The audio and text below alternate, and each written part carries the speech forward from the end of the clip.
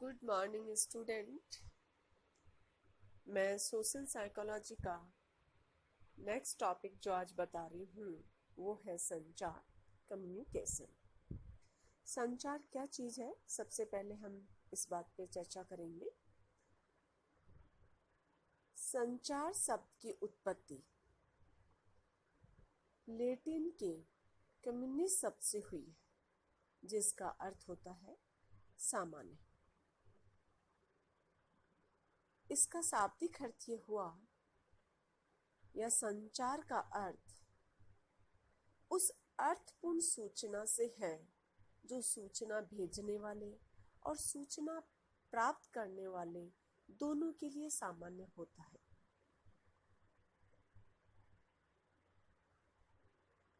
Rebar ने संचार के अर्थ के लिए लिखा है, एक अव्यवस्थित स्थिति से दूसरी अव्यवस्थित में किसी चीज के संचरण से।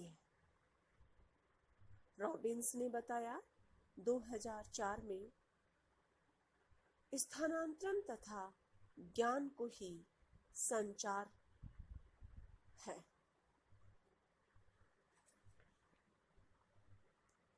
संचार वह प्रक्रिया है जिसके सहायता से किसी सूचना का स्थानांतरण सूचना भेजने वाले और सूचना प्राप्त करने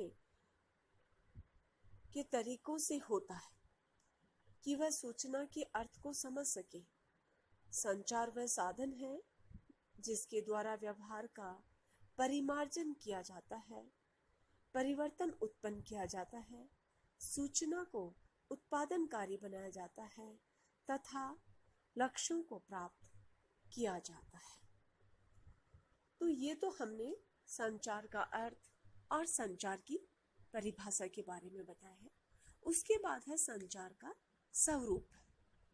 संचार की परिभाषा के विश्लेषण से संचार का स्वरूप स्पष्ट हो जाता है, जिसमें कई बातें महत्वपूर्ण हैं। फर्स्ट है, संचार एक प्रोसेस है जो भेजने वाले तथा प्राप्त करने वालों के बीच घटित होती है।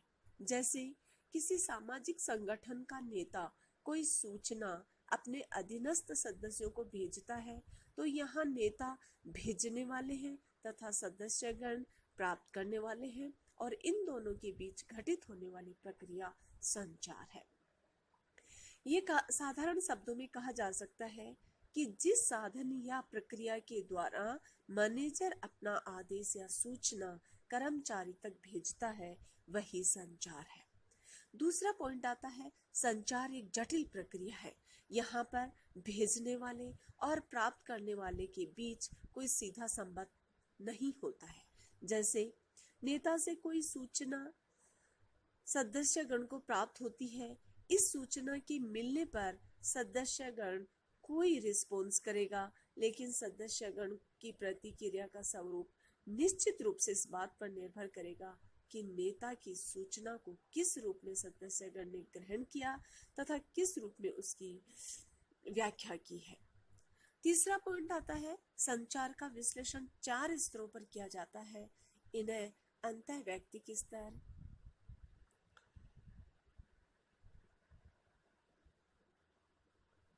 अंतर व्यक्तिक स्तर, समूह स्तर, तकनीकी स्तर कहा गया है। अंतर व्यक्तिक स्तर पर व्यक्तिगत व्यवहार पर ध्यान दिया जाता है, जबकि अंतर व्यक्तिगत स्तर पर दो व्यक्तियों के बीच के संबंध में ध्यान दिया जाता है।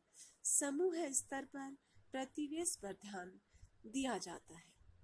संचार, नेक्स्ट पॉइंट आता है, संचार के अंतर्गत तार्किक संचार का भी होना जरूरी है, क्योंकि इसके कारण संचार की जटिलता बढ़ जाती है। तात्विक संचार का अर्थ वह संकेत है जिसका उपयोग भेजने वाले और प्राप्त किसी सूचना को समझने के प्रयास से करता है।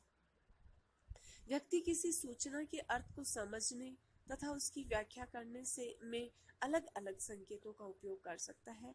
ऐसी स्थिति में संचार की जटिलता में वृद्धि होना स्वाभाविक है और संचार के परिणाम की भविष्यवाणी करना कठिन है।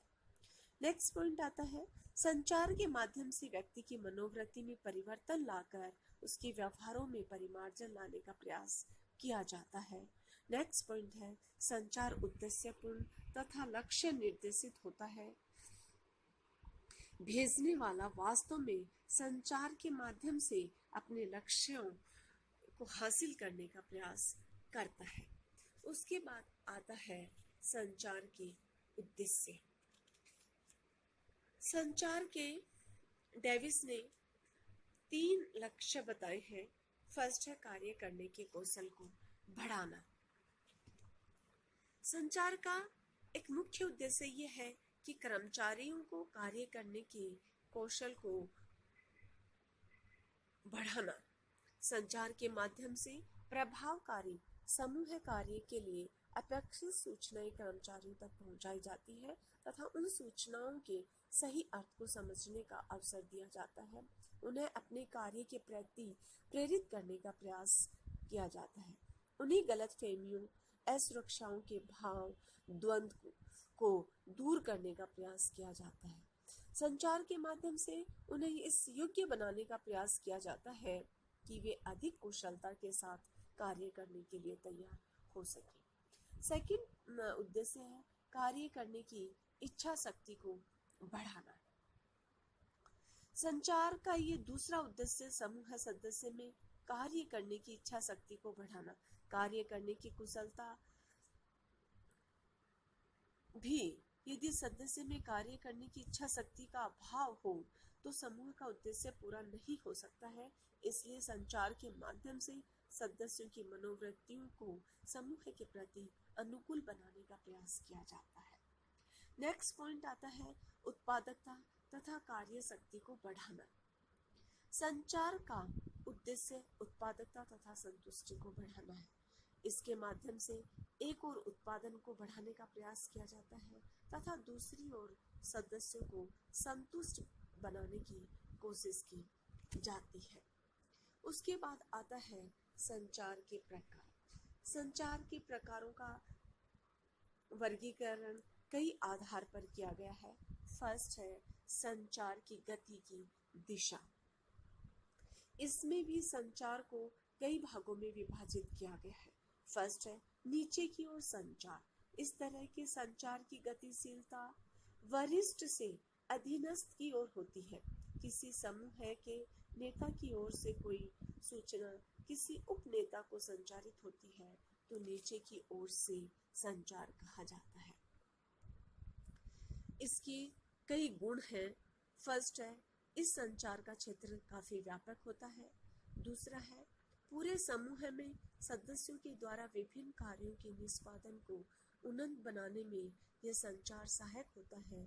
तीसरा है इस संचार से समूह में अनुशासन को बनाए रखने में मदद मिलती है। इसके अलावा आदेशों के उत्कृष्ट श्रृंखला को बनाए रखने में भी सहायक होता है। नेक्स्ट पॉइंट है समय समय पर सदस्यों के मनोबल को उन्नत बनाने, उनकी मनोवृत्तियों में परिवर्तन लाने में इस संचार से लाभ होता है। दोष है इस संचार में मौखिक या आमने सामने का संपर्क नहीं होता, जिससे इसकी प्रभावशीलता घट जाती है। इस तरह के संचार में उच्च तथा निम्न होने का भाव छिपा रहता है। नेक्स्ट है आमने सामने का संपर्क नहीं रहने के कारण संचारित सूचना में विकृति की संभावना अधिक होती है। नेक्स्ट है रिसीवर द्वारा किसी संदेश की गलत व्याख्या की संभावना अधिक होती है। नेक्स्ट पॉइंट आता है ऊपर की ओर संचार। यह समूह के सदस्यों की ओर से कोई संदेश नेता तक संचारित होता है। इसके भी कई गुण हैं। फर्स्ट है समूह में यह संचार कई दृष्टिकोणों से लाभदायक है। निष्पादन से संबंधित रिपोर्ट, फीडबैक, इंफॉर्मेशन, उच्च पदाधिकारियों के निर्देशन, योजना एवं प्रोग्राम के स्पष्टीकरण का अनुरोध, समस्याओं, कठिनाइयों एवं शिकायतों से संबंधित प्रतिवेदन, सदस्यों द्वारा रचनात्मक सुझाव के लिए यह संचार जरूरी है। नेक्स्ट पॉइंट आता है इस संचार से अधीनस्थ के नेता तथा सदस्यों के बीच स्वरूप संबंध स्थापित होने से मदद मिलती है। नेक्स्ट पॉइंट है इस तरह के संचार के सदस्यों में समूह से संबंध रखने, उसके सदस्य होने, उसकी प्रति निष्ठा का भाव रखने की प्रेरणा प्रबल होती है। दोष है इस पॉइंट की। अध्ययनों या निरीक्षणों से पता चलता है कि कुछ नेतागण इस तरह के संचार को पसंद नहीं करते हैं क्योंकि मनोवृत्ति अन्य सदस्यों के प्रति नकारात्मक बन जाती है। नेक्स्ट है, कुछ सदस्यगण भी स्वयं इस संचार के उपयोग से बचने का प्रयास करते हैं। नेक्स्ट पॉइंट आता है पार्श्विक संचार। इस संचार में जब संचार एक ही समूह के सदस्यों के बीच, एक ही स्तर के सदस्यों के बीच या किसी क्षतिश रूप से समतुल्य कर्मचारियों के बीच हो तो ऐसे संचार को पार्श्विक संचार माना जाता है। इस संचार के लाभ है, इस संचार से अंतः समूह समस्याओं के समाधान में सुविधा होती है। नेक्स्ट है, इस संचार से सामाजिक संगठन के विभिन्न विभागों के बीच समझदारी को बढ़ाने और कोऑर्डिनेशन को सुसाध्य बनाने में सहायता मिलती है। नेक्स्ट है, अधिक यांत्रिक उत्पादन की स्थिति में कार्य की गति को बनाए रखने में काफी उपयोगी होता है। नेक्स्ट पॉइंट है, समूह तनाव के समाधान में ये संचार कई रूप से सहायक होता है। नेक्स्ट पॉइंट है, इस संचार में समानता का भाव या समान होने का भाव प्रधान होता है। उसके बाद है इस संचार के दोष। इसमें दोष है कि समान स्तर के सदस्यों के एक साथ संपर्क स्थापित हो जाने पर वे अपना अधिक समय गपशप में गुजारने लगते हैं, जिससे समूह कार्य कुशलता घट जाती है।